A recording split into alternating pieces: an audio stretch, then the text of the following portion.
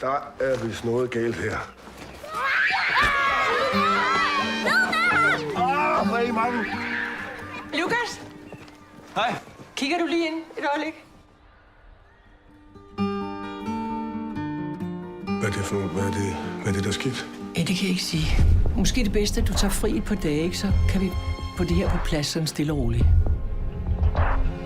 Nå, hvad har hun nu fundet på, den lille bandit? Hvad er det, de siger? Jeg kender min lille pige, og hun lyver ikke, og det har hun aldrig nogensinde gjort. Så hvorfor skulle hun lyve nu?